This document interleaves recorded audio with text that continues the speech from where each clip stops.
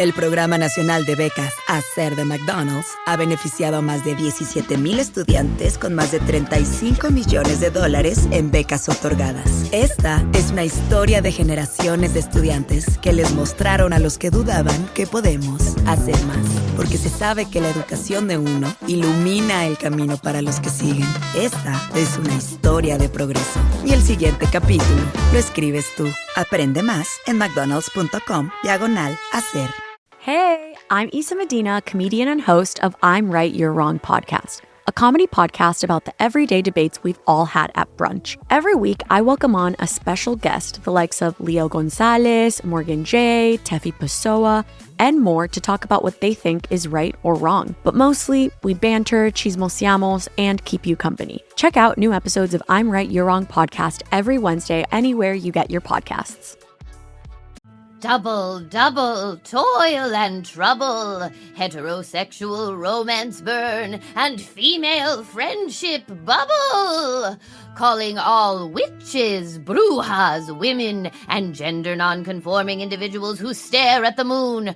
Sunday, February 15th, Go Touch Grass will be convening its coven for their annual Galentine's Day event at Love's Club in Brooklyn from 3 to 6 p.m. There will be comedy, there will be tarot, there will be spells and flash tattoos and a drag performance by Dee Opulence and other witchy things that will also be fun. So grab your girlies and head to the link in the show notes to snag your tickets today.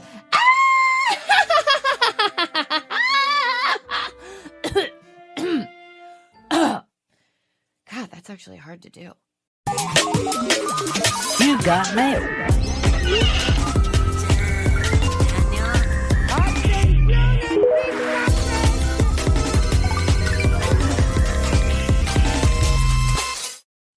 Hi, I'm Millie Tamaris. And I'm Alise Morales. And this is Go Touch Grass, the podcast where we log in so you can log off. Alise and I are two chronically online comedians, and on this pod, we break down the week in internet discourse, viral memes, TikTok trends, and niche influencer drama so that you can do literally anything else. And if you like what you hear today and you want to hear more, we've got a Go Touch Grass Patreon with tons more content weekly, access to our Discord community, and our spin-off series Search History, where we go back and break down a viral discourse from the past. You can also check out our YouTube. We uploaded the latest episode in the new My Home studio, and it looks so fucking cool. Yeah, it's awesome. Shout out to Katie Sicking for being our technical producer. And we're getting things going and all that stuff. So please check us out on YouTube. We'll have extras every week and stuff that you won't get in the audio. Also, check gotouchgrass.com for all things Grass Nation. Shout out to all of y'all listening. We hit our goal of 500 subscribers a few weeks ago, and now we're like at 550. Yeah. So it's only onward and upward from here. Onward and upward. Soon we're gonna have conservative influencer numbers by the end of 2026. We're gonna have conservative influencer Facebook numbers by the end of 2026. Wow, that's I'm big. putting it out there. Huge. That's huge. I'm manifesting that for us. Speaking of manifesting. Yeah, exactly. Where manifesting is going to be happening, where putting great energy out into the universe is going to be taking place. Do not forget to buy your tickets to our Galentine's Day party. That's Sunday, February 15th from 3 to 6 p.m. at Love's Club. It's going to be a witchy, Valentine's-y, fun, part comedy show, part drag, part just like cool event where you can walk around and do a variety of different things at your own pace. It's going to be awesome. We're super excited. Get those tickets because I believe the week of the show, they go up in price a little bit. So get them now. It's like a Valentine's Day festival gathering thing. It's really cool. Coven, witchy. We're doing this kind of stuff. And Alise, how was your snow day? It was like, I guess today's technically the snow day, but yesterday was a snowstorm day. What did you do? Did you do any crazy face mask? That's an excellent question. I had a hearty sleep in. from, having been out the night before with you at a fun party. Yes. So I recovered from that. And then honestly, I used it to begin a deep clean of my apartment that has continued into today, the second snow day. Wow. We moved our recording virtual because we were like, I literally can't even walk to your place, and we can't make a guest come to your place or our new producer that we just shouted out come to your place. So once I knew that we were virtual today too, I was like, okay, I can continue this home cleaning project that I embarked on. So I have this app called Sweepy that you can put like all your tasks in, and then I like check them off, and it helps me remember to like do stuff, clean my house and do stuff. And so I've been going through like everything on the Sweepy and just checking off everything. Deep cleaned my whole kitchen, took all the spices, everything off the counter, scrubbed the counter, cleaned inside the fridge, cleaned the different cabinets, like a real hardcore clean. We're dusting. Now I'm onto the bathroom. It's big things. Huge things are happening. Huge things are happening in Casa de Morales. Mm-hmm. I'm trying to think. So, I was definitely recovering yesterday. I took a nap. I mean, I did some editing and stuff, but like, I really wanted yesterday to be like rest and recovery. I also got my period yesterday. Mm-hmm. That knocked me out. Like, well, I'll let the listeners in on this, but I'm about to freeze my eggs. So I'm on like the stim medicine right now where I'm doing the injections. And I feel like yesterday and today were the first days where I started to like just feel like bloated and like physically tired and like a chicken sore. with hands. Yeah, it's like I'm filling up. I'm filling up with eggs. You're filling up with eggs. She's about to lay some eggs. Exactly. And you it's 10 degrees outside. Fuck a fridge. You could go freeze them outside yourself. Exactly. I mean, literally put them on ice for real. But anyway, so yesterday I was like, I'm 3 days deep into injecting myself with medicine. I'm going to make pasta and clean my house and like pet my cat. Yeah, that's literally, I got my period.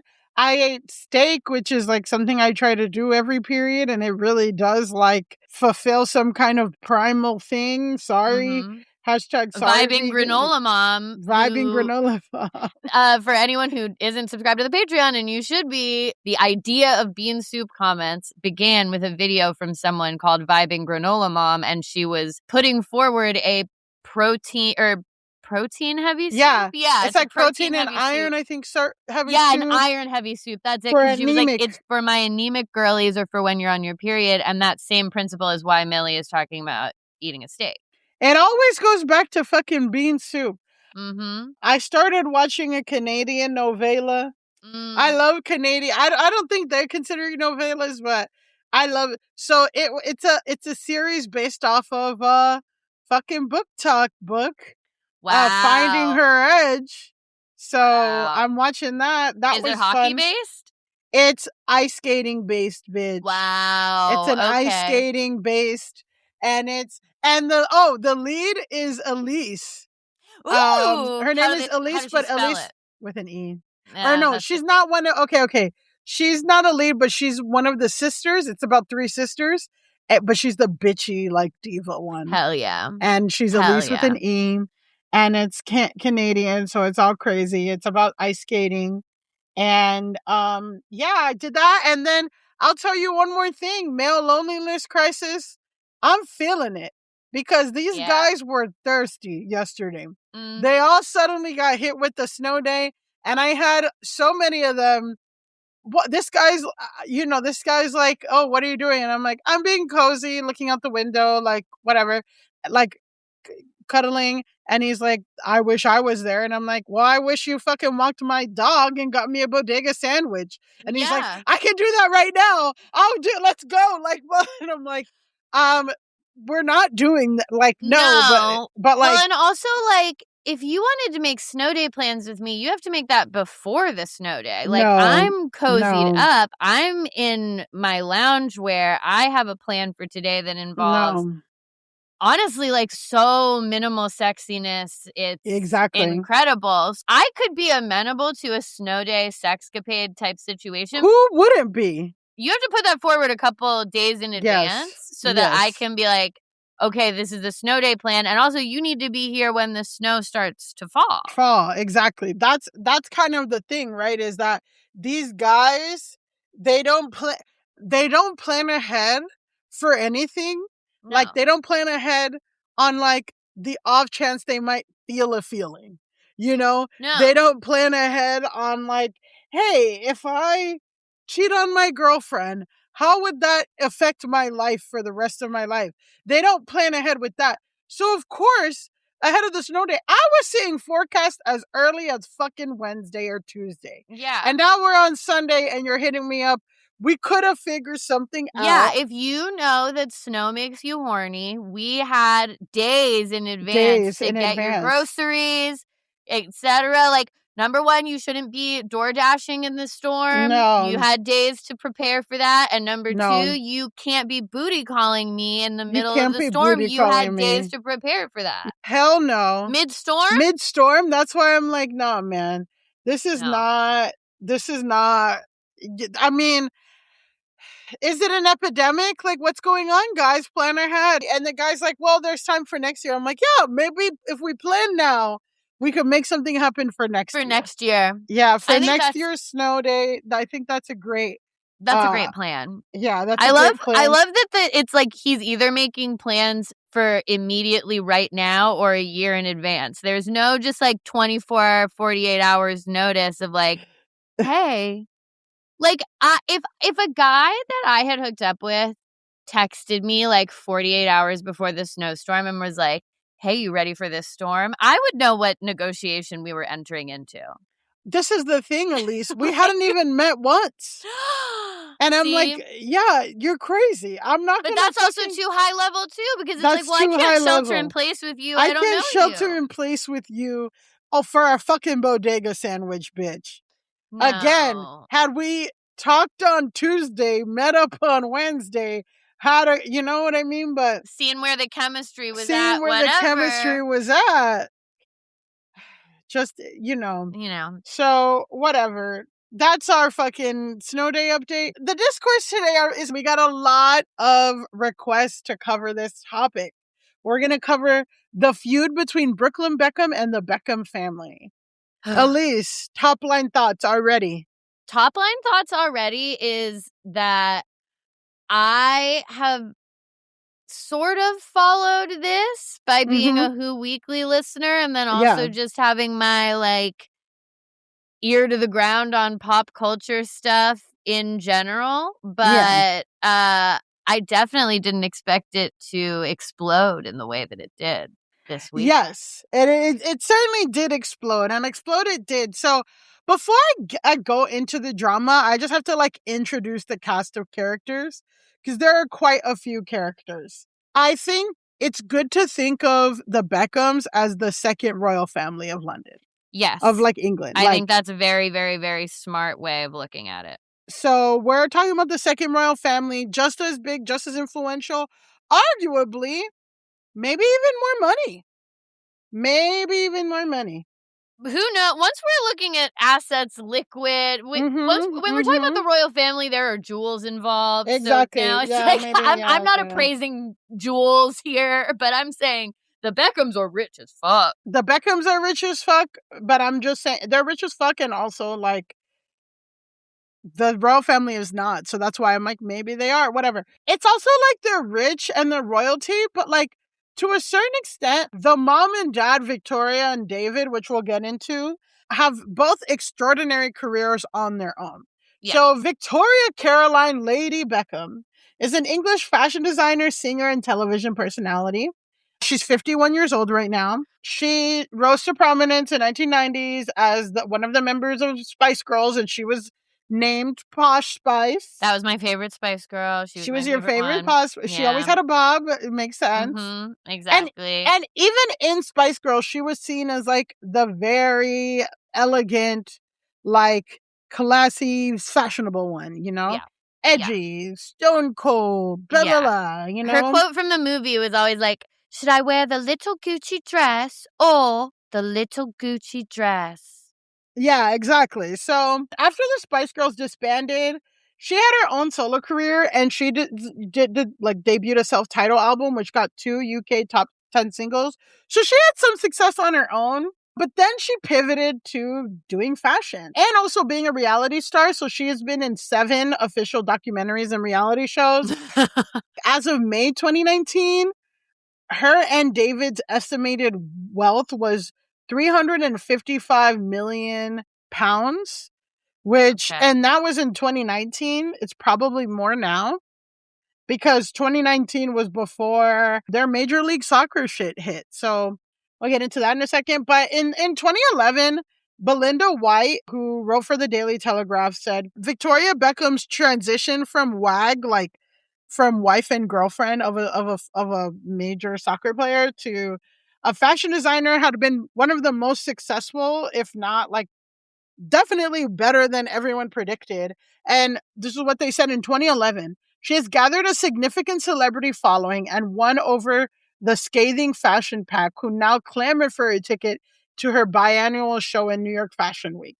And in 2017, she was appointed Officer of the Order of the British Empire. My assessment of Victoria Beckham is that she was able to parlay being a Spice Girl, which is like an enormous level of international fame and celebrity. We all know, most of us listening know how big the Spice Girls were, into basically being like the most successful WAG, which you mentioned it, but WAG stands for wife and girlfriend. And I feel like it's like more British slang.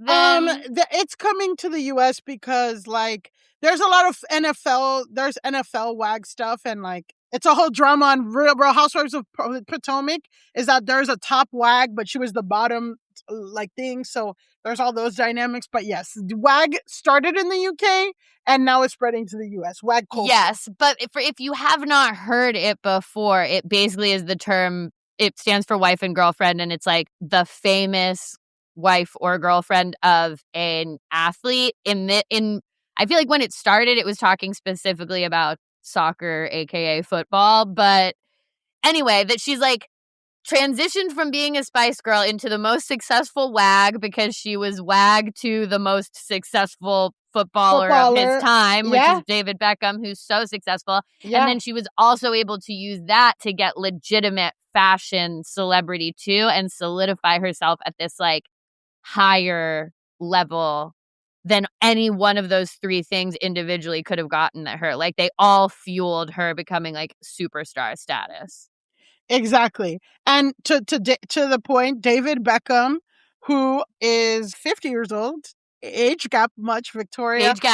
Age gap, which put up in an age gap. Sir David Robert Joseph Beckham, he used to be a footballer. He's known as one of the best players of his generation and one of the greatest set pieces of all time. He's won over 19 major trophies in his career, and he's the only English player to win league titles in 4 different countries: England, Spain, the US, and France. In 1999, he was consistently ranked among the highest earners in football. And in 2013, he was the highest paid player, having earned over $50 million in 12 months. In 2026, $50 million is what a 2-bedroom apartment in Kansas City costs. But in 1999, it was a lot of money. That was my joke that I had to write. Sorry. He currently owns 2 soccer teams. In 2014, the Major League Soccer announced that Beckham and a group of investors would own Inter Miami, which is the Miami, the soccer team of Miami, and they began playing in 2020. So I'm just like, if they announced in 2014 that they're going to open a Miami like soccer team and it opened in 2020, to me it just speaks like to how well connected David Beckham is in Miami. So we'll put a pin in that. Now let's go to the Beckham children. The Beckhams have 4 children. They have Brooklyn Joseph, who is 26, Romeo James, who's 22, Cruz David, who's 20, and Harper 7, who's 13. Harper's middle name is 7.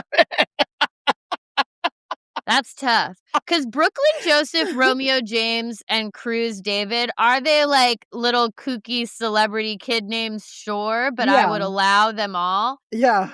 When we're adding 7. To the only girl. To the only girl, 7. 7. Why? I don't know.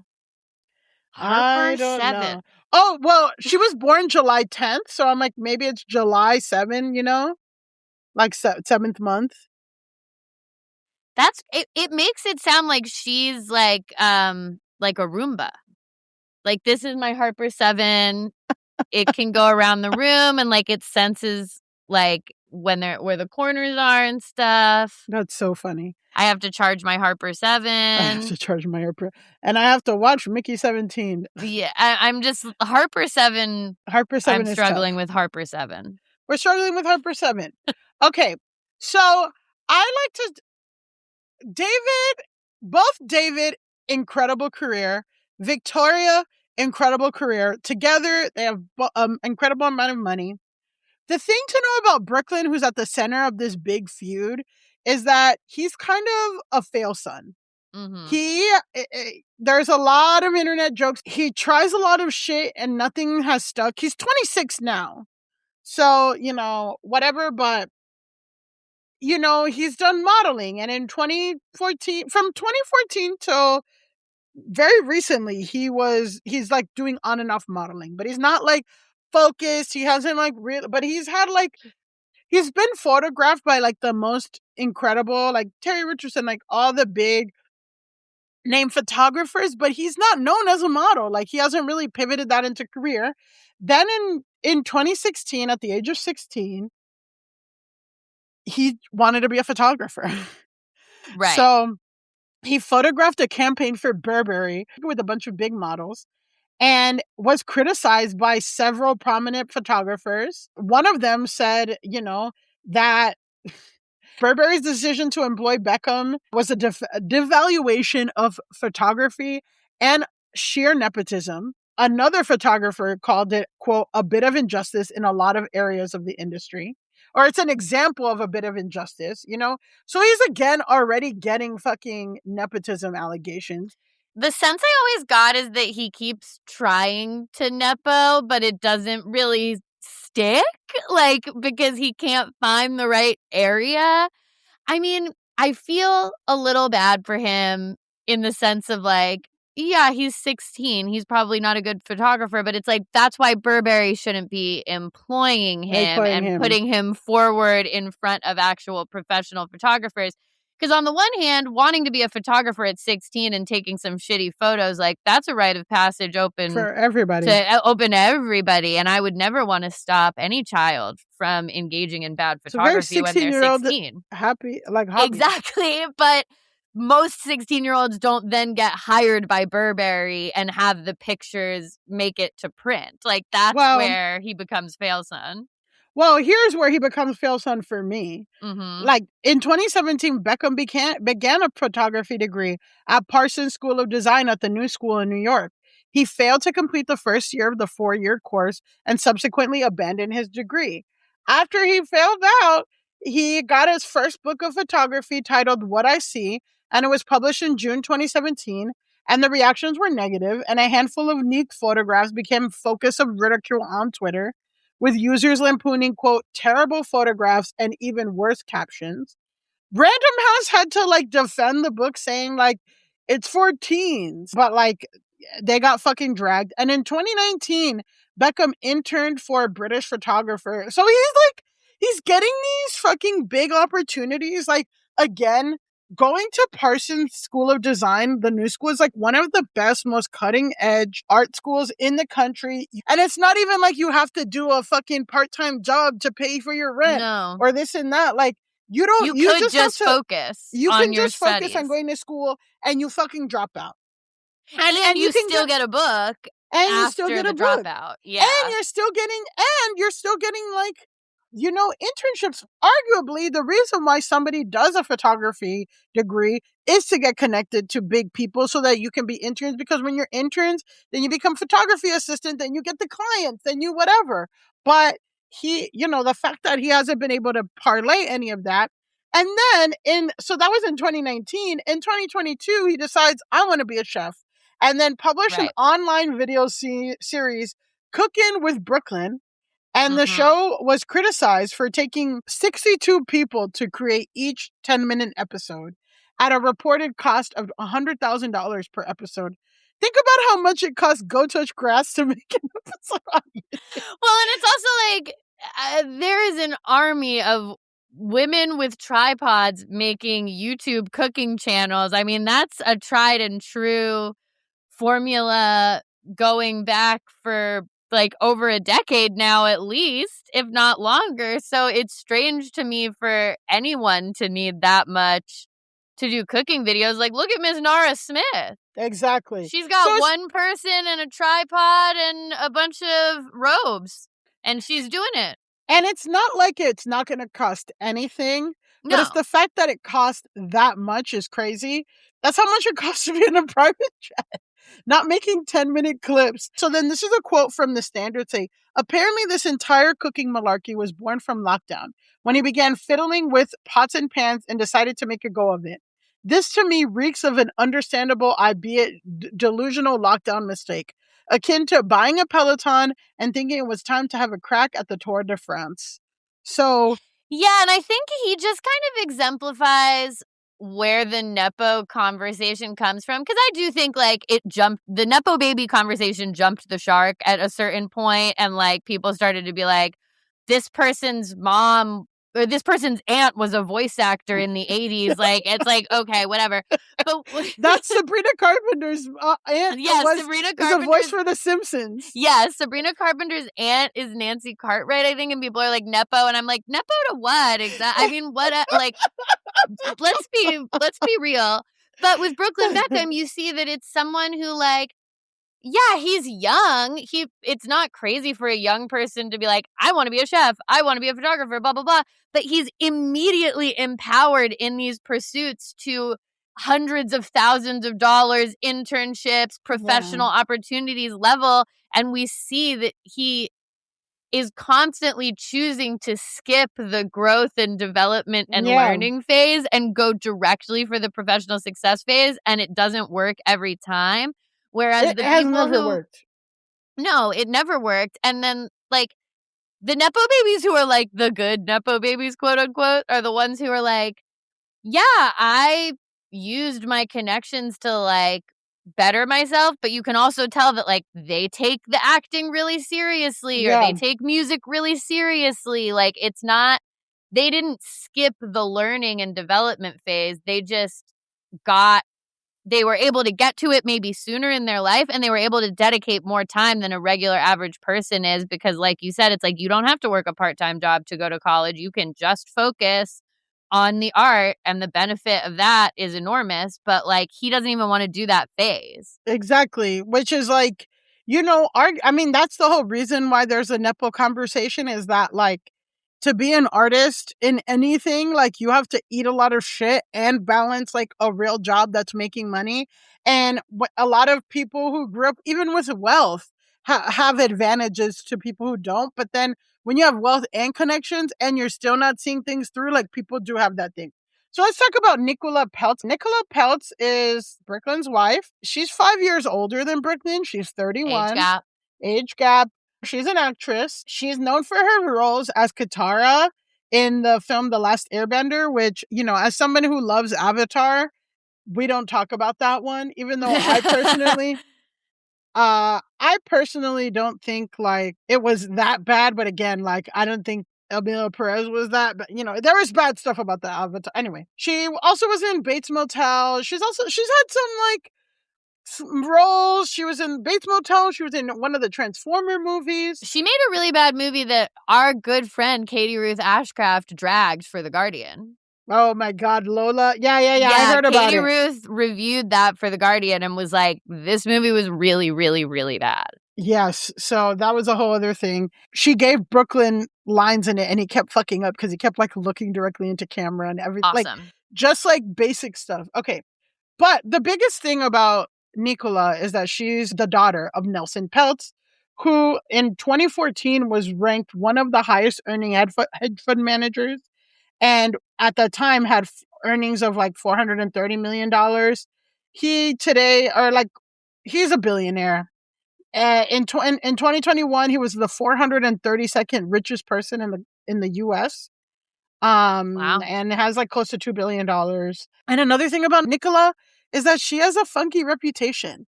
She has a reputation for threatening maids. This is what a source told the Gawker. She would threaten maids and would have her father fire them if they don't do what she asks. Her last nanny was reportedly hauled out of the house by, quote, 2 beefy bodyguards after the girl decided she didn't care much for them. Somebody said that to the Guardian, and then, like, anonymously, but then a former staff, like, retracted it in a weird way that I'm like, okay, like, they're like, just kidding. I was just mad because they didn't pay me. And it's like, okay, sure. Having allegations of, like, being a little girl who's mean to your nannies is so, like, children's novel, rich girl, caricature, rolled doll, like, fucking Charlie and the Chocolate Factory kid type stuff. Well, there's a rumor that Nicola shoved her nanny down the stairs when she... So that's what I'm saying. Yeah. Cartoonish. Allegedly, Nicola pushed her down a flight of stairs. That nanny had worked for the Peltz family in 1985, initially as a housemaid, but then, kind of got promoted after Nelson and Claudia had their second son, which was Will. So the nanny died like in 2022. And not from being pushed down the stairs. No, at the age of 90, the nanny Okay. died. Oh, okay. She lived a long life. Yeah, she lived a long life. But the nanny's family's like, I can't believe people are saying that Nicola pushed down the nanny. Like, that's so not true. And I'm just like, this is all alleged. But I'm like, it's not a non-zero chance that, like, the family was paid off. She's also just comes from a super litigious family and is currently suing a dog grooming place. Okay, so then let's take another moment to just say anything that we say about Nicola Peltz Beckham here today is alleged. We don't know anything about her. We're just saying there are allegations that she pushed her nanny down the stairs. We can't say one way or another whether she did do that. So yeah, but I'm just like, you're suing your former dog groomer for whatever. Something's funky going on there. Anyway, Brooklyn and Nicola have been together since 2019 and got engaged in 2020. Their wedding took place in 2022, and there was over 500 guests in Miami, and including people from both families, but including celebrities like Eva Longoria, Serena Williams, and Gordon Ramsay. Phones were locked as a part of this wedding ceremony. That's an important detail. And Nicola wore a Valentino hot couture gown, not a Victoria Beckham design, which Victoria Beckham does make wedding dresses. So since she came out and saying that she wore Valentino for her wedding, people have been speculating online, like, what's going on? Why wouldn't a famous wedding designer design her son's weddings, like her son's wife's wedding dress? And there's always been, like, kind of rumors that they haven't gotten along, Nicola and Victoria, that there's all this feud and stuff. So, people ask Nicola why she, like, why, there's a whole other thing. Put a pin in the dress. Put a pin in the dress. Okay. After the wedding, Nicola reportedly went through 3 event organizers after 2 couldn't handle, quote, the scale of the celebration she'd envisioned. And her dad took legal action against the second wedding planners, planned design events, alleging they failed to return a $159,000 deposit after their termination 9 days following their hiring. According to Nelson, the team, quote, seriously misrepresented their skills and abilities and lacked the necessary skills to perform. The owner of the wedding planning company files for countersuit and for breach of contract, revealing hundreds of text messages that they claim demonstrated unreasonable demands from the Peltz family. This is where I first started clocking into this drama. Was I started hearing about this lawsuit between them and the wedding planners, and that it was, like, getting very contentious and that rich people were acting very rich. Yeah, acting rich. Okay, because the wedding planner said, quote, Nelson was acting like a, quote, billionaire bully who became so exasperated with the planning process that he wanted to call off the wedding entirely. So, like, we're getting vibes of the family. We're getting vibes of the dad. We're getting vibes of Nicola. We're getting vibes of the mom saying, don't sue these wedding planners because it would ruin Nicola's career. Like, we're getting a thing. Okay. Why are we talking about this today? Well, on the 19th of January, Brooklyn posted a 6-page Instagram post on his Instagram stories, laying out in excruciating detail all his fucking claims against Sir David and Lady Beckham. There's like 5 top claims. Mm-hmm. We'll go over the claims and we'll talk it out. The whole gist of the letter is, hey, I don't fuck with my family for this X, Y, and Z reason. And I don't ever want to reconcile. We tried. We did all this stuff. And my family showed me over and over and over again that they don't give a fuck about me. All they care about is money and our brand and all this stuff. And they've like rebuffed me. And there's kind of an element of like, and they have been planting negative stories about me and my wife in the press. Yes. So a lot of the claims that are in the thing were, there have been in the past, basically since last May, there have been a lot of stories, which is why a podcast that we listen to, Who Weekly, has been covering all of their like tabloid shit. It's because like every fucking week, Daily Mail will have a new story about like this thing happened and this thing happened and this thing happened, but like no one knew where the sources were from. And now kind of this letter confirms that like Brooklyn and Nicola fucking planted the stories themselves. Well, and also that David and Victoria planted stories. Like they were planting stories at each other, I feel like. I'm sure they were planting stories at each other, but also that Nicola and Brooklyn fired their publicist, and the publicist said, don't do this. Like, don't post a 5-page tweet about how you hate your mom. You know what I mean? And they fired him and did it. So what we're going to do is we're going to cover like the 5 major claims. So the biggest claim was that Victoria hijacked their first dance. So this is what Brooklyn said, quote, in front of our 500 wedding guests, Mark Anthony called me to the stage where in the schedule was planned to be my romantic dance with my wife, but instead my mom was waiting to dance with me instead. She danced very inappropriately on me in front of everyone. I've never felt more uncomfortable or humiliated in my life. Then they go on to say that like Nicola started crying and like rushed out and everyone had to like run after. So that kind of conflicts with, so he's saying that the mom hijacked the first dance. That conflicts with an article, like a report from British Vogue, who had a reporter at the wedding.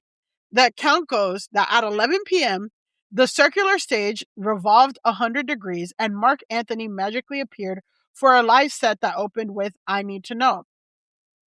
That's saying that Mark Anthony's set started at 11 p.m. The reporter did like kind of a day-by-day breakdown and showed that like, the first dance actually was at 8. And this was like a surprise performance that Mark Anthony did. Brooklyn invited his mother. This is what the thing said. Brooklyn invited his mother on stage for a dance, and they were joined by David and their 10-year-old daughter, Harper. So that's kind of what Vogue said and what Brooklyn said. And here's kind of what I think happened in the middle. So I think it's reported that Mark Anthony said to the most beautiful woman in the world, and invited Victoria, Yeah, like, stage, but give it up for the most beautiful woman in the world. It's like set up like you think he's going to call the bride, because at a wedding, you would only ever call the bride the most beautiful woman in the world. And then he was like, Victoria, and Victoria came on stage. And he made a whole speech about the Beckhams and Victoria and David. A lot of people are like, this is fucked up. She ruined his moment, this and that. And then this is the one where I'm like, yeah, we need a little bit more context, right? First of all, it sounded like, again, he only shouted out Victoria. But to me, I'm like, Mark Anthony is friends with David and Victoria. He is a world famous artist. He did this as a gift to his friends at the wedding. Now, is it right? Should it, like, whatever? But I'm just like, I don't know if my mom was friends with Beyonce and Beyonce performed at my wedding, which in Latin America, Mark Anthony is the Beyonce of whatever. But I'm like, and Mark Anthony shouted out my mom. Like, it's not that. But it's not about the shout out. It's about that he called her the most beautiful woman in the room, and then that like this dance was unplanned and inappropriate, right? Well, the dance is unplanned, I don't think is true because Mark Anthony did a medley. But couldn't it be that Victoria and them were like, we're going to do a dance, and they coordinated with Mark Anthony but didn't communicate that to Nicola and Brooklyn, who they already have weird beef with because of the situation with the dress and all this other shit, like, going into the wedding? Well, I thought, okay, so here's what I think. First of all, so after this whole thing, the internet talks about, like, what the fuck, how dare Mark Anthony? I think Mark Anthony's not friends with fucking Nicola. I feel like David and Victoria do not like Nicola. They do not like Nicola's family. Nelson Peltz is one of the biggest Republican donors. Then that came out, right? Nelson Peltz is a huge Republican donor. He's the biggest longtime supporter of U.S. Senator Joe Manchin, which already lets you know, like, he thinks that all of our officials should be centrist. He is a huge campaign funder for Donald Trump. It seems like after the insurrection, he took a step back, but not really, because then he still he still voted for Donald Trump. He talked shit about Joe Biden, whatever. So the whole thing is, like, they had 3 engagement parties because they had one for Victoria and her family and friends, and one for Nicola, and, like, because basically Donald Trump was invited to their. So wait, sorry. Donald Trump was invited? Donald Trump was invited to and went, or he was at least invited to the engagement party for the Nelson family. For the Peltz family. For the Nelson Peltz. Okay. So, yes. So, okay. This is why I'm bringing this up, right? So, a big argument is that Victoria shouldn't have done it, whatever. I think that there's a cultural conversation happening. I also think... A British cultural conversation? Well, here's what I'm going to say, a Puerto Rican cultural conversation. But I don't think this is up to Mark Anthony. Like, I just feel like the issue is that Victoria did an inappropriate dance with him. I think they maybe, like, roped him in to bring her up, but you still can't, like, antagonize the bride at her wedding and call the mother of the bride the most beautiful woman in the world instead of the bride. This is a tweet that I, like, kind of resonated and started this other conversation that I think is interesting, because I do hear what you're saying, like, the most important person in the room is the bride. The most important person in the room is the bride. This is what somebody said, and this is at BU Arena, and this is on Twitter. The whole Beckham thing is a cultural clash. Mark Anthony, being the good Latino he is, went, venga que suba la madre, like, or something like, shout out to the most beautiful woman in the world, and, like, whatever, which is not weird for a Latino wedding to do. And then, but this person said, but Nicola is terrifyingly American. Blonde, chicken, French manicure, Nutrix, future trophy wives. So not being the prom queen in that exact moment equals death. And then this person says, like, in Latin culture, like, the mother is sacred, but in OC American culture, it's like prom queen vibes. You have to respect the prom queen. Whereas in Latin culture, it's about celebrating the family. Yeah, I would need to, like, know how it was phrased, because when I was reading about people who had been there, who were reporting back about the moment being awkward, it was because he, like, did that thing of, like, setting it up to make it seem like it's going to be about Nicola, and then it's actually about Victoria, which feels shady to the bride, who has had drama with the mother of the groom. And then for her to come up and the dance is, like, apparently inappropriate based on, I guess, this thing from Brooklyn, but also other people who were there were like, the dance was weird. Okay. So here's another thing that I saw. Somebody says any Latin wedding has at least 3 inappropriate dances. But this isn't a Latin wedding. But Mark Anthony, and it's Miami. Yeah, it's in Miami, but Nicola Peltz isn't. No one here is Latin except for Mark Anthony, who's making this announcement. But, like, he's the least important part of this entire thing.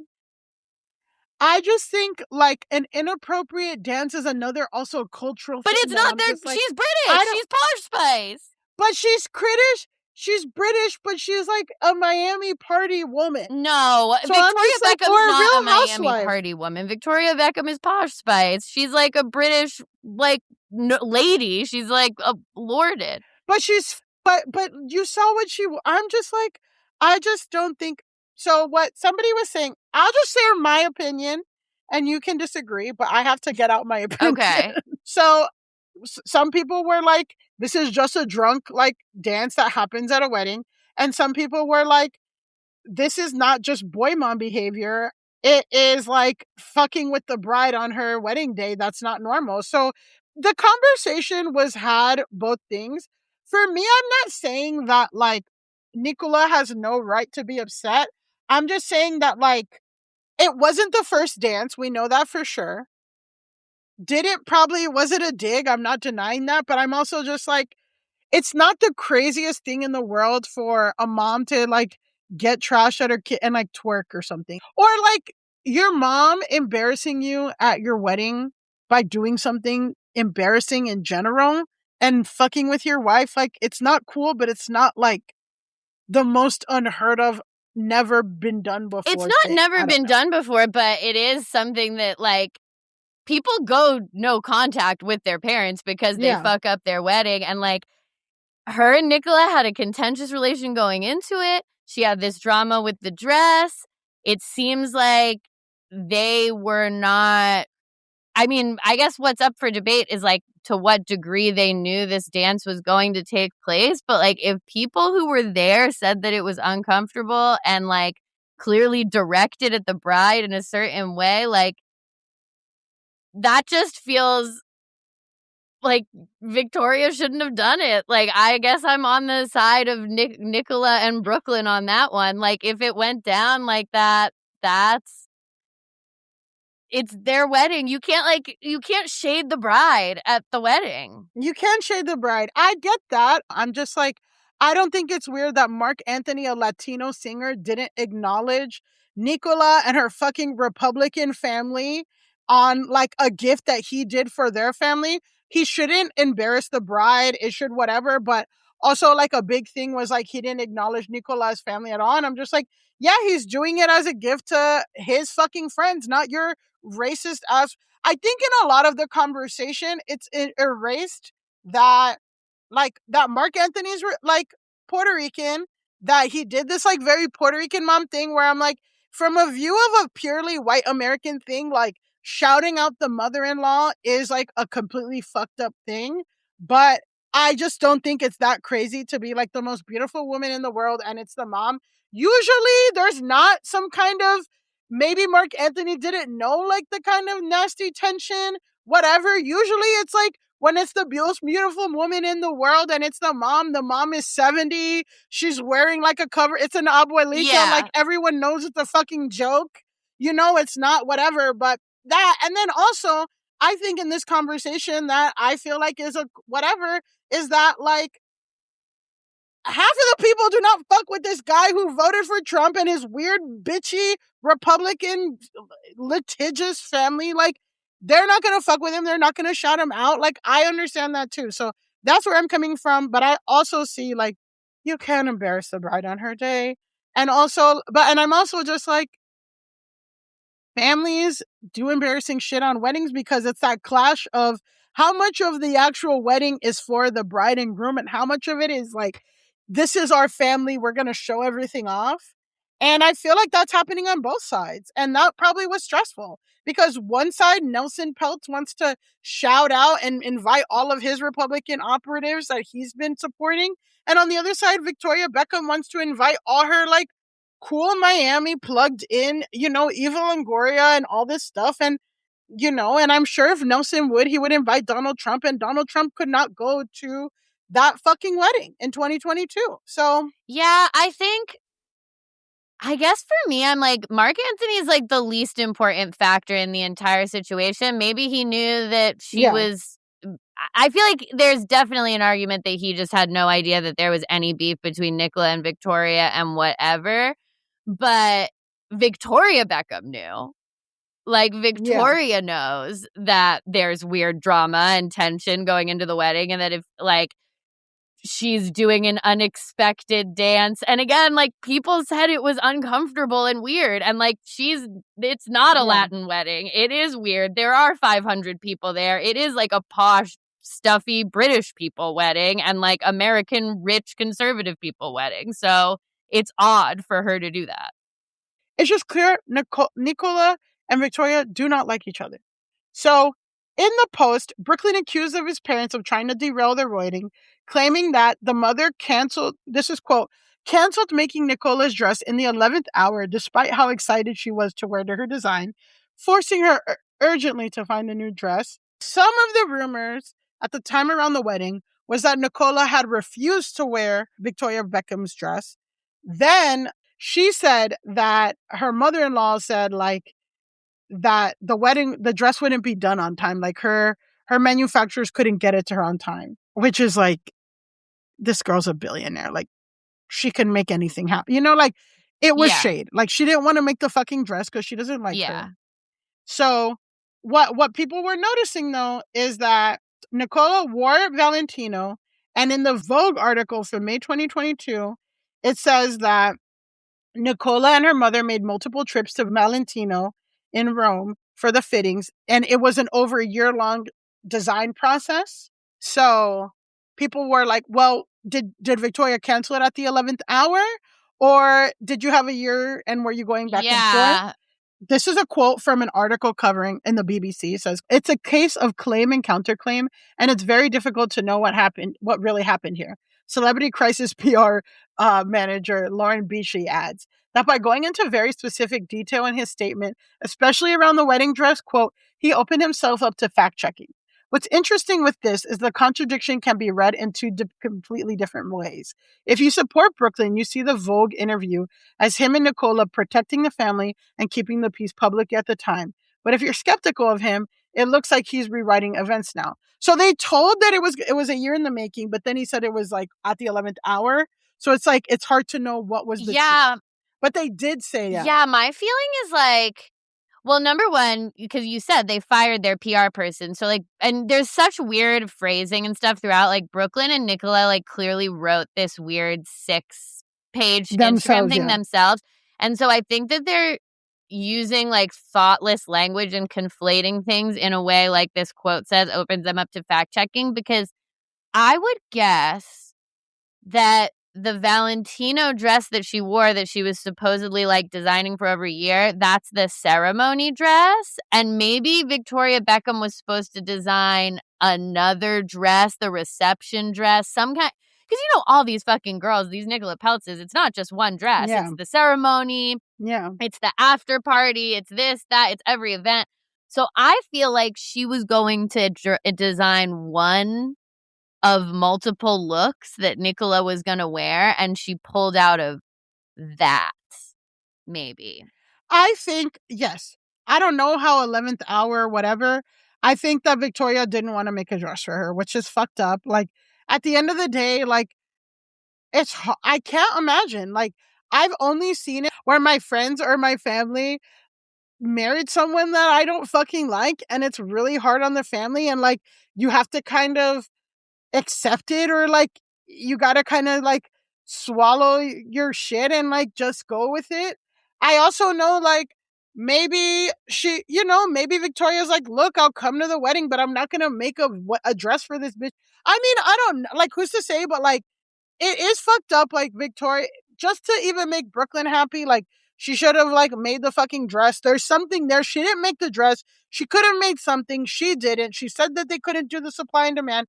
That's not true. Also, just looking at how the wedding planning is, I'm like, it's probably not fun. It might not have been a fun, enjoyable experience for Victoria Beckham to make this dress either. Like, yeah, I mean, for me, it's like when you're dealing with a situation where someone in your family is marrying someone you don't like, you do just have to decide, okay, I'm supporting this. I've made my decision known, but like, I'm supporting it, or I'm not. But you can't be, I get this feeling that the Beckhams are trying to be like partial, like half in, half out with some of this stuff, like saying I'm going to make the dress and then pulling out of making the dress. Just say, we're just going to be there. We don't support it, or we're not going to be there, or whatever. But to be like, no, we're making the dress. I'm not making the dress. You need to do a dance with us, but we're going to use the dance to shade the bride. It's like, you're either supporting the wedding or you're not. Yeah, I think, and I mean, I just feel like half of this is just like rich people shit, but half of this is like, it's normal family shit to a richer level, you know? But I can totally see like, this happened with one of my sister's weddings where it was like my mom volunteered to do my sister's hair and makeup for her wedding. And the wedding day, like my mom was like fucking MIA because she wanted to enjoy it became a big family conflict that. And it's just like, yeah, sometimes you think like you're going to do this nice thing for your kid for their wedding day. And it's like an actual wedding makeup artist. Like, that's a big job. You have to wake up at 6 a.m. It's like a big commitment. It's all this shit that has to happen that maybe my mom, I just look back at that situation and I'm like, my mom probably overpromised and like whatever and couldn't, and then it got whatever. That's just a very normal situation. But I'm like, I'm sure to the level of they're going flying back and forth to Rome to try on this wedding dress over a year, whatever. I'm like, I could see Victoria saying she's going to do it. And then she doesn't like Nicola, and she says no. And then there's, you know what I mean? Yeah, so but it's like you can't say that you're going to make someone's wedding dress and not make it. If you're a fashion designer, like you can't. And it wasn't cool that my mom did that. Like, my mom went fucking MIA. We had to fucking find her. She shows up. The wedding starts late. She shows up with a Bloody Mary, and everyone's pissed. And my mom's like, what? I'm sorry. I thought I was fucking supposed to enjoy my... So it was this whole thing, and it's just like, Okay. Another claim is that Brooklyn alleged that his parents had repeatedly pressured and attempted to bribe me into signing away the rights to my name weeks before the ceremony. It's not clear what rights he's referring to. The way that I heard this claim framed, just to be really quick, is just basically, when you're rich like the Beckhams are, they trademark all the kids' names. They trademarked it 10 years ago. The trademark is expiring. They wanted him to re-sign it before he got married. Essentially, what I heard is that so Nicola doesn't get a part of it, like, so that all the name and likeness stays within the family and not her family, not the Pelts or whatever. Too, she saw it as shady. They saw it as so it's like stuff like that. But like that kind of is like not that crazy of, it's like not a nice gesture of like, I trust the family or I trust my daughter-in-law, like this is going to be a long-lasting thing. But in terms of like, this is another iffy thing where I'm like, I don't know, my dad was like trying to find one of his kids to like give the rights to a family property, and my sister was going through a divorce. Like, he didn't want to give it to certain siblings because they didn't want it to lose it in the divorce or something. Yeah, I mean, again, like you said, it's like this is normal family dispute stuff that's elevated to this crazy level because of the like wealth and fame of the people that we're dealing with. On the one hand, I get the Beckhams. It seems like they really don't like Nicola. It seems like they might have legitimate personality reasons for that. Hard to say. What up again? All alleged that she pushed a nanny down the stairs and all this stuff. Also, like, weird Republican family allegations when you're like trying to be a cool, like, your dad owns a soccer team and you have like a guy who's like funding Donald Trump and like ICE shit. I'm sorry. Yeah, like, I don't know how much the Beckhams actually care about that in their like ivory tower that they live in. Probably a little bit. I don't think they support Donald Trump, but my guess is they would pal around with whoever the fuck. I think it's personal between her and Nicola. I think we have two rich, very, very, very rich girls. We have Posh Spice versus a zillennial rich girl, and they are having it out over who gets to be in control of Brooklyn Beckham, who's the number one woman in Brooklyn Beckham's life. I think that this comes down to classic mother-in-law versus daughter-in-law shit that is playing out at like the highest degree because it is family stuff. Yeah, so we'll speed through the other claims, but like David Beckham just turned 50 last May, which I think is what caused a lot of this flare up. But basically, Brooklyn said that him and his wife had traveled to UK for David's birthday, but they were rejected for a week as we waited in our hotel room trying to plan quality time with him. Quote, he refused all of our attempts unless it was at his big birthday party with 100 guests and cameras at every corner. He said his father finally agreed to meet with him, but on the condition that Nicola was not present, which Brooklyn called, quote, a slap in the face, adding that his family then refused to see him on a subsequent trip to Los Angeles. This is what I think. They don't like her. They don't want to spend time with her. The dad's like, if you're going to bring her to my fucking party. But if I don't want to go to dinner with you and her, I don't which is is that the right thing to do as a father? This and that. I don't know. But I'm just if your dad said no to you and your wife meeting up, but then said yes, but just you, then it's clear that it's your wife. I don't know. But it's also, I think that it's all a ploy for who gets to control Brooklyn. They want to be can we make him show up without his wife? Because that's what a lot of narcissistic parents who do this type of shit do, is they're can we drive a wedge between you and your wife? Can we get you to show up without her? Who, putting choices in front of this guy who's a fucking kid still. He's what, 26? He's 26, so he's not that much of a kid. Saturn not returned, brain barely congealed. He's still young, and they're trying to make him decide between them and his wife constantly. And I think that they're I know. I personally feel if I had to choose who I would want to hang out with, of all of these people, I would want to hang out with Victoria and David. But I do think that Victoria and David's level of shadiness towards his new wife, even though they clearly don't like her, is you don't get to put forward this image of we're a happy family and we're this brand and we're the Beckhams, and also be this pointedly mean to his wife and be you can't meet up with us. We're going to do shady shit to her at the wedding that's already contentious. We're going to pull out of stuff with her at the wedding. You can see us, but not with her.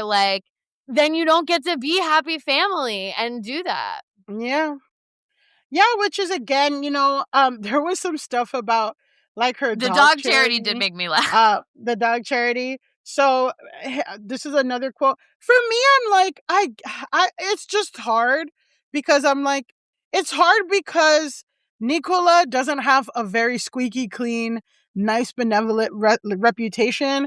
Alana Hadid commented on something recently because Nicola dated her brother Anwar Hadid, which is the youngest, and she was a couple years older than him too. I think at least 8 years older than him.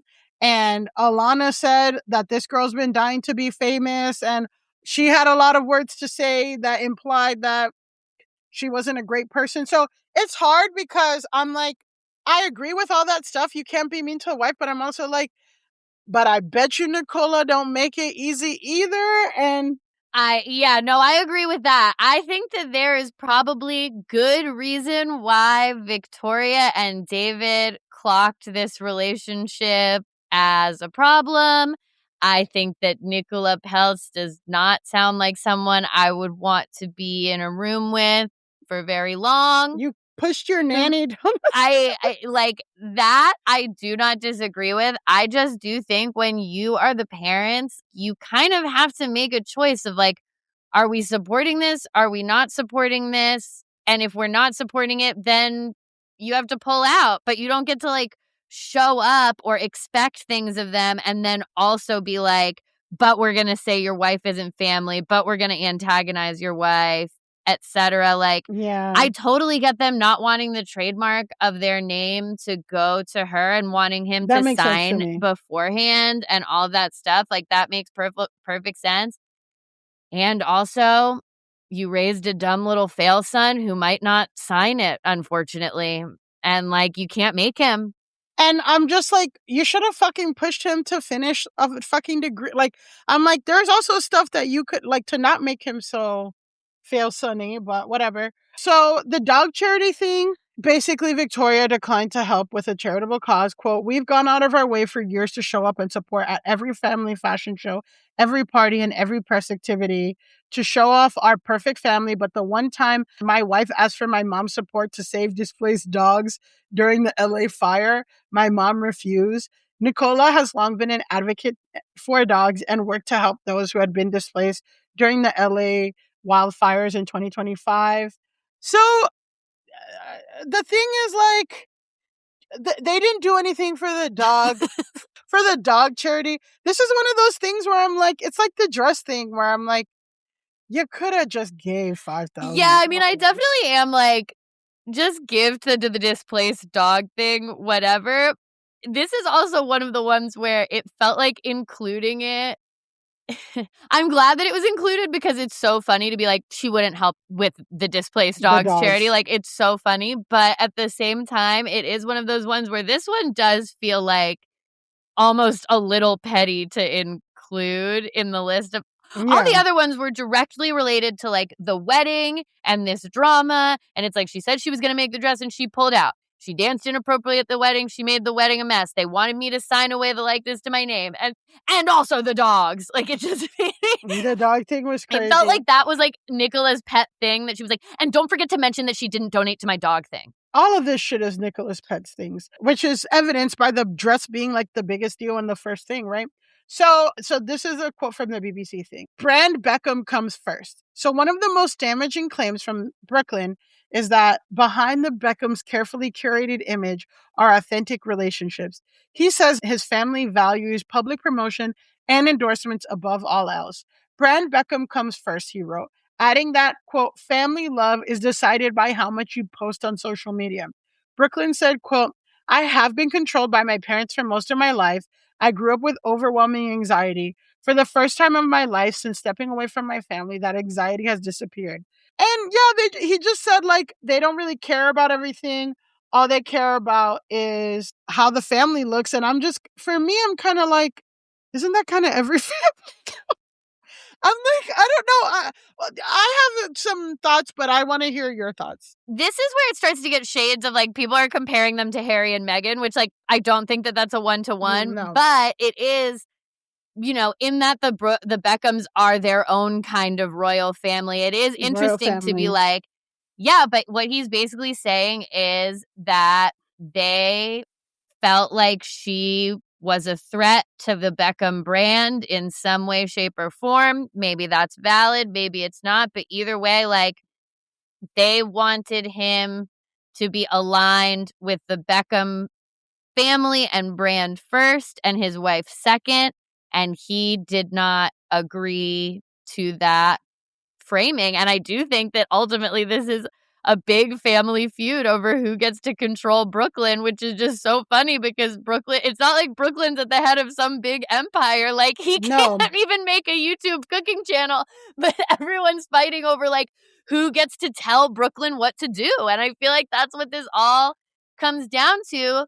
But at the end of the day, you don't get to be happy, positive family brand Beckham and also be shading his wife constantly if he's made it clear, like, he's locked and loaded with Nicola. He's in love with her. For however long they're together, like, he sees her as his life partner. So you can either have him and her together or not both of them. But it seems like they're trying to separate the two of them all the time. And he's like, I'm not going to be separated from her, for better or worse. And that, like, this letter is, again, like, he is being controlled by somebody else, but maybe somebody else who makes him feel like more of an adult. And also to me, though, I'm just like, to a certain extent, every family wants to look good on Facebook and is terrible in person. Like, I'm just like, there are some stuff where, like, okay, the mom did some fucked up shit to the bride, but I'm just like, it's just not anything that is completely, we're talking about the scale and all this stuff, but like a mother-in-law being a bitch to her daughter-in-law that she doesn't like, that feels like controls her son, like, that's not something unheard of. Taylor's oldest time. This whole thing about, like, Taylor's old as time. And I'm also just like, and it's tougher again when you see like where this girl comes from, all the background, all the shit, like that she has a really troubled past too.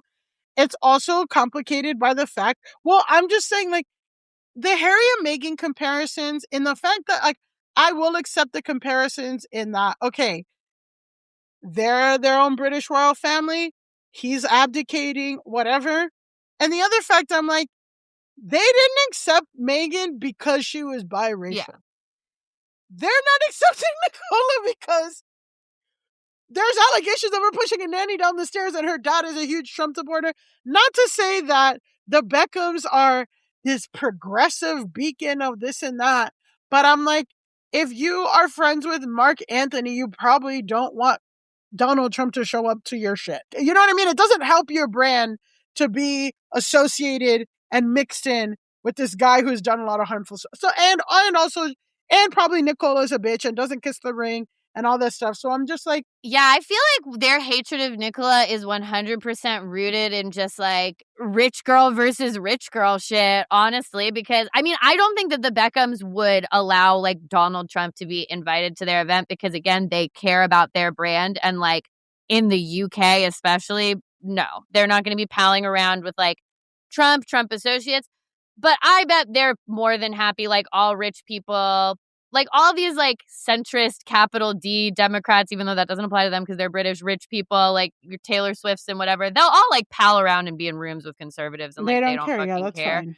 They just, but I bet they don't. I think they don't like her. I think I think it's both. But I'm also just like, and a lot of Bricklin's things about like how devastating and how like whatever. I don't know if like the messaging that he's getting from his wife. I don't know what the Weiss family is, but I'm just like, part of it is like, you're an adult human being. You're the oldest. The family is dealing with like how to have boundaries with a child that does stuff that they don't like. And I'm also just like, some of this is just normal family stuff that I'm like, it's not that they're doing anything like particular. They're doing egregious shit, but I'm also just like, but it's not like, I don't know, like grow up a little. I don't know. Yeah, I think it's just that like, because it's all happening in the public eye and people are so interested, he feels like he's got to post because it's like, it is happening in the press. It's normal family shit, but like for them, it's like it's happening in the press. It's happening on Instagram. People are writing about it. They're getting asked about it, all of this different stuff. So now it's like he decided to take the sniping out of the tabloids and just post it.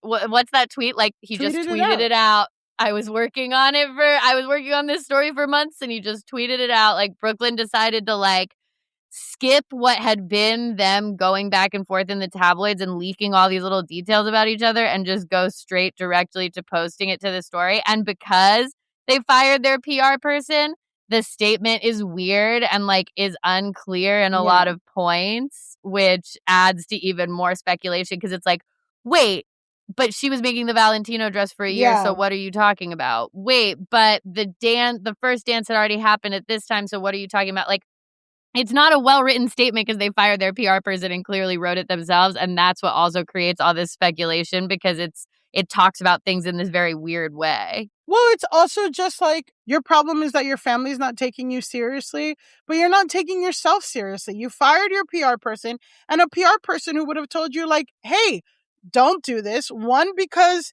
it's not about like you can't get your shit out, but it's like, you're opening yourself up to speculation and you're opening yourself up to like, well, why doesn't your family want to talk to you? Okay, Nicola's dad this, that's when the story about the 3 engagement parties came out. That's when the story about the nanny shit came out. That's when everyone really started to look at, like, whatever you say about about Victoria and David, they actually made their careers. They're actually both exceptionally talented at their things. And they've have these kids they have Brooklyn who is not and has not stuck to anything. Because again, it's not about not whatever. It's like, you're not even seeing your photography thing through. If you stuck, so it's hard for people to take you seriously when you release something that has a lot of holes, that is clearly influenced by another person, all this stuff. So that's the Brooklyn Beckham stuff. Yeah.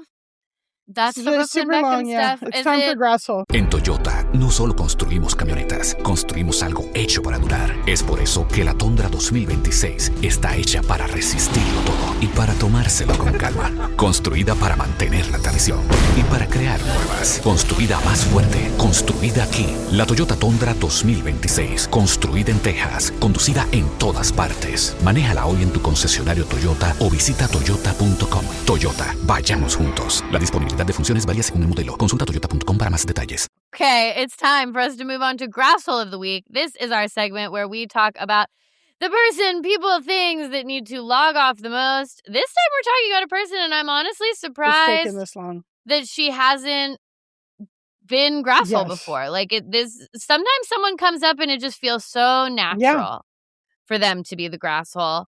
Today, we are talking about comedian Whitney Cummings. We'll get into why in a second, but first, let's just break down who is Whitney Cummings. Whitney Cummings is a 43-year-old American actress and stand-up comedian. She comes out of the, last comic standing, Comedy Central roast type scene. She had her big break in 2011 when she started starring in the semi-autobiographical NBC comedy Whitney. This show, made her famous, but it only ran for 2 seasons and the reviews were mixed. But I think comedy people liked the show at the time. It had respect in comedy circles. It's just so hard to, make a show that anybody who makes a show, if you get it on air, people will give you props no matter what, even if it fucking sucks. Yeah, and it was an NBC sitcom about her with her name on it. That's it's hard so to hard do, to do, you know? and it's hard to get a show anyway, and it takes years. So it's just it's just cool to see that. You don't see that anymore. And I think at the time, it was known for having kind of an edgier humor than sitcoms normally have. That's always been her thing, is that she's, edgy. Talks frankly about sex and edgy. And which was cool in 2011. Yeah, she was at the cutting edge of when that was still cutting edge to be doing. But the big thing that not only made her famous, but made her a powerful player in Hollywood and the comedy scene in general is that she's one of the co-creators of Two Broke Girls, which is objectively a huge hit show, ran for 6 seasons. It just brought her into a different echelon of fame as a comedian. So that's Whitney Cummings' background. With that out of the way, I will now read the Google AI overview of Whitney Cummings controversies. This is literally just if you Google Whitney Cummings controversies, this is what populates, okay? Defense of Joe Rogan 2022. In early 2022, Cummings defended fellow comedian Joe Rogan amid accusations of spreading COVID-19 misinformation and using racial slurs on his podcast. She kind of exists in that Joe Rogan-y world in general now. And just to, he did spread COVID misinformation, and he did have to take down 300 episodes of the Joe Rogan Experience because he said the N-word in them. So, yeah. So she's defending that. In 2025, Malibu rancher allegations. A rancher from Malibu, California, accused Cummings of trespassing and lying for likes following the 2018 Woolsey fire. The rancher claimed that Cummings claimed everything was good to get engagement, but later flipped the story, causing trouble for them when they were rebuilding. 2025, comments on lesbian firefighters. Cummings faced backlash for a comment regarding the Los Angeles Fire Department in which she implied that the department was recruiting lesbians from their dating pool. She was subsequently accused of making homophobic and transphobic remarks, including a now-deleted X video.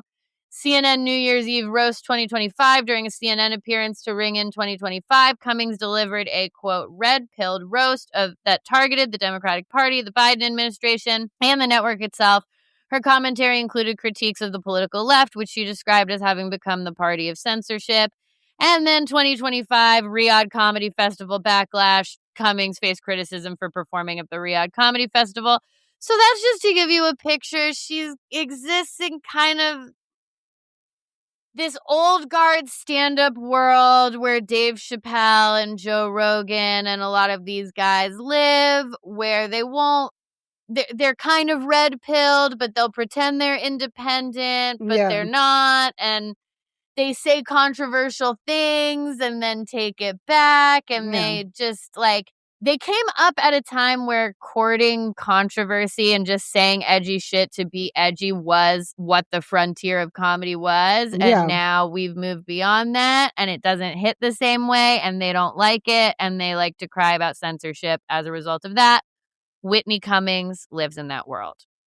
So why are we talking about Whitney Cummings today? We're talking about Whitney Cummings because she's beefing with Miss Rachel.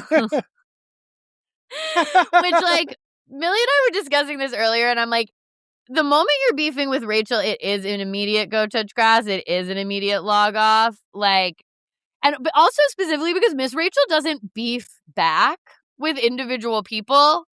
No. Really, ever. She'll address top line conversations that are happening, but Miss Rachel's not going to go back and forth with you.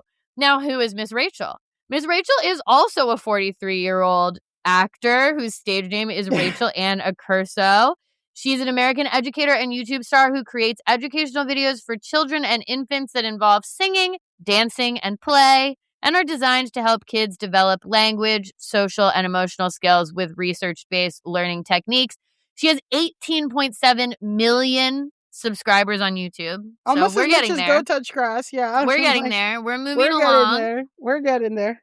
Her videos, if you look at her page to read the titles, I'm looking at it right now, it's Hop Little Bunnies plus more. Learn to talk with Miss Rachel. Hide and seek and more with Elmo. Like, these are the videos, okay? I will say, too, like, it's good to think of Miss Rachel as also, like, she's like our new Sesame Street because, again, as PBS gets literally defunded, and, like, most people don't have antennas anymore, like, on their TVs, and, like, you could see, like, children's programming for free.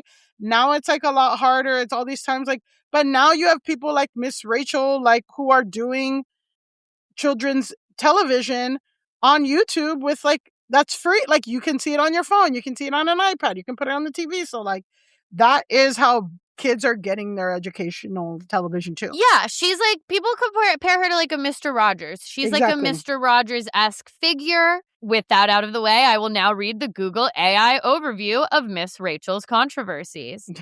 The big top-line controversy with Miss Rachel is that she has been outspoken about what is happening in Palestine and advocating for Palestinian children. And so people who don't like that don't like her. Yeah. We talked about her back in 2024 because she also posted a video wishing followers a happy Pride Month. That got conservatives angry. Matt Walsh, yeah. She took a mental health break in 2023 following basically conservative parents got mad because her co-star Jules Hoffman is non-binary and uses they them pronouns. So conservatives have been mad at Miss Rachel for like LGBTQ things. And then she came out and has been very vocally pro-Palestine over and over and over again. She used her platform to highlight what's happening to Palestinian children, talk about the genocide in Palestine. Talk about like how many amputees there are of children. And she'll like bring them on her show and then people get mad. And she's been very clear that she's like, I am an advocate for children. And right now, like the people dying in Palestine en masse are children. And that's why I'm talking about this. But obviously, that has been controversial for some people. In late 2025, the advocacy group Stop Anti-Semitism named her a finalist for their Anti-Semite of the Year award. Okay. Recently, this year, January 2026, she did have to issue a tearful apology after her Instagram account liked a comment that stated "Free America from the Jews." She said in this video that she had been trying to delete and hide the comment and she had accidentally liked it. Take that as you will. But that's the most recent Miss Rachel controversy is that people were like, she anti-Semite of the year, got caught liking the anti-Semitic comment. She made a video being like, I did not mean to like it. It was an accident, blah, blah, blah. Take that as you will. Point is, Miss Rachel has her controversies. Whitney Cummings has her controversies. How did the two of them come together? Well, 2 days ago, Whitney Cummings posted this to Threads. Miss Rachel was always off base, dude. Why does she talk to all kids like they're deaf morons? Also, if you need to dress like a toddler to trick them into liking you, that's information to give a mental health professional. So, a couple things. First thing to note, Threads is one of the angriest places on the internet. People are fighting on Threads. The comments get crazy in general. The comments get crazy on Threads. Threads is a place where people are taking everything deadly seriously, and they are fighting about it. Mm-hmm. Number 2, we talked about like woke is back, whatever. Woke never left when it comes to Threads. Threads is 2020 levels of woke. Like people on Threads are fighting about neo-pronouns in virtual book spaces. Like we're getting serious wokeness. Can I also say a fact? Yes. That what like happened last week? My day job tracked that now Threads has more visitors than Twitter. Daily visitors. It's interesting because if you go on Twitter, you're going to see the most like fucked up right-wing stuff ever. Yeah. And then on Threads, it's way less fun. And at least I would rather deal with ultra woke people than right-wing people who are saying racist stuff. But like, I don't find Threads to be a fun environment. I'll say that. That's me editorializing for me. People aren't having fun on there. But number 3, Threads is also like the most Miss Rachel coded place online. Like a woman who teaches kids and wears little overalls, like that is exactly where like her stands are going to be, just kind of in general. Yeah. This thread post is not received well for all of those reasons. Here's just a few roundups from former guests of the pod. I'm going to share the screen. So this is literally just people who have been on our podcast reacting. So we've got Pearl Mania saying, LMAO, Whitney Cummings deleted her threads to post about Miss Rachel. Her next post will probably be about cancel culture because that plays better on the Trump endorsing podcast that she guests on than mentioning the multiple murders that ICE committed this month. Whitney Cummings writes back, nah, I just didn't know she was for neurodivergent kids. Not sure why you want comics to be politicians, but okay. To which Guy Branum responded, you knew exactly what you were trying to do, and it didn't work. Guy Branum, kind of on the pod. I know we gotta get Guy Branum on the pod. He'll be a great pod person. Jay Jordan said, I promise that this will not get you any new fans, and on the off chance that it does, it definitely won't get you the kinds of fans you want. So many people used to like and respect you, and kids are kind of morons because they don't know stuff, but what's your excuse? You should know better. Former guest on the pod, Meredith Lynch, also made a video about it. So basically, with all of this backlash, Whitney Cummings starts crashing out in the comments. And in order to display that Whitney Cummings actually has a history of crashing out in the comments, I was going to give it over to my lovely co-host now to describe her firsthand experience of Whitney Cummings crashing out in the comments. Yes. So really, really long story short, Whitney Cummings, a clip of Whitney Cummings' comedy set where she wore like one of the ugliest outfits I've ever seen a human woman to wear. I'm not going to say the ugliest outfit. I'll take that back. But it does look on par to something Taylor Swift would wear to Kohl's. And that you just need to let that sink in. Okay. So, a powerful image. Ankle boots, bitch. Mm-hmm. Ankle boots. Anyway. So she does this whole bit about how people want to cancel R. Kelly and she doesn't believe in cancel culture. And every time she listens to R. Kelly, like she can't help herself from gyrating and she like gyrates.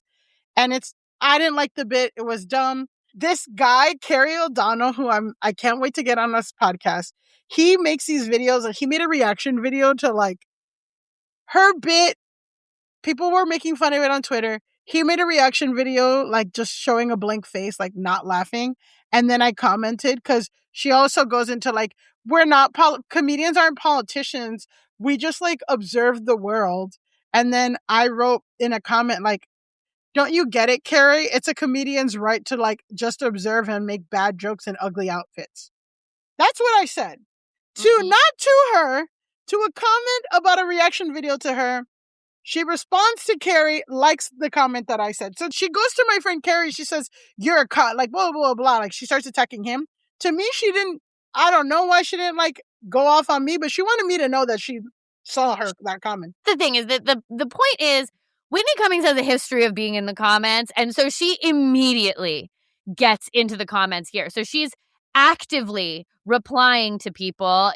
Here's one guy, John Porter 13. He tweeted, "I will say that given how heavy and difficult these times have been, it's nice to see that we can all gather around social media to drag the fuck out of Whitney Cummings for being an asshole." And she just responds, "Sounds healthy." So she's like responding to threads. She's replying to people. But that comment has 226 comments replied. So I'm just, it's crazy. Well, yeah. I mean, the thing is, like, she's going back and forth. She's going back and forth. The other thing that's interesting is that she's doing things on multiple different channels all at the same time. So on Threads, she's replying to comments. Then she eventually puts up this other post that says, "I did not know Miss Rachel was specifically for neurodivergent children. Some people say it's actually not, / people are fighting about that." So that's the thing is, I think that her programming is fine for neurodivergent children, but it's all just for children. So I don't know why, whatever. She just keeps saying this line of, "I didn't know she was for neurodivergent children." And then she starts being like, "But actually she might not be. The show overwhelms my child. Maybe it won't when he's older. A lot of adults talk super intensely to kids and it stresses them out. I thought it was just that intense baby talk thing. I know how important a kid's hero is to a parent, and I'm a new mom and should have been more careful." And then she goes, "I'm new to being a mom and comedian. I'll probably make more mistakes. I'm not surprised when Reddit bros attack me anymore, but the mom space is a curveball. I'll be more careful and get thicker skin because I know how exhausted moms are and how precious kids' heroes are." So she immediately takes this tack of like, oops, I didn't know that everybody liked Miss Rachel so much, or this weird thing about the show being for neurodivergent kids, which isn't really true. I think she's like, that was a kind of shade comment too. Like, I didn't know it was for neurodivergent children, but some people are saying not. So then why the fuck are you saying it? Because you want to be a dick? Because you're trying to say that everybody who enjoys Mr. Rachel is neurodivergent? Because you're the kind of fucking idiot that thinks taking Tylenol and getting a COVID vaccine makes you like, shut up. You suck. It's very weird. It just seems like she said something shitty about like a beloved children's performer. My guess is because I looked into this, Whitney Cummings has never spoken on Israel-Palestine. She's never like said anything publicly about that issue. But my guess is since she parlays in this weird red pill world, she probably gets negative anti-Miss Rachel content. Like in her world, people don't like Miss Rachel. So then she posts this thing on Threads thinking that everyone's going to agree with her. They don't, because actually Miss Rachel is beloved and is like Mr. Rogers. So then she starts backtracking hardcore, trying to find this weird like, "Oh, I'm a new mom. I don't know how to navigate the space." At the same time, she tweets, "Miss Rachel, I made a TikTok. I did not know she was specifically for neurodivergent children.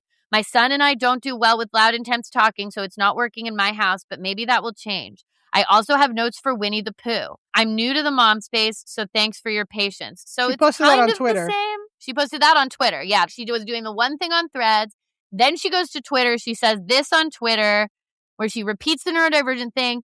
She also is referring to a TikTok here. So I go to TikTok, and now we are going to watch the one TikTok that she has shared. If you think the Taylor Swift fans are intense, wait till the Miss Rachel fans come for you. So I did take the video down that I made about Miss Rachel.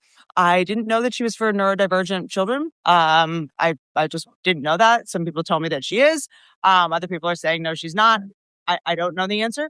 But, you know, I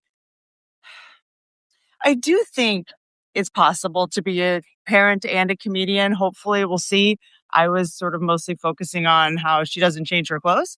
She wears her overalls and her pink outfit, and it's hard for me to convince my son to change. And he's like, "Well, Miss Rachel." So that's not an issue on our end. The video just actually stops having sound midway through, but she has left it up. Oh, man. The video just stops having sound. She has left it up.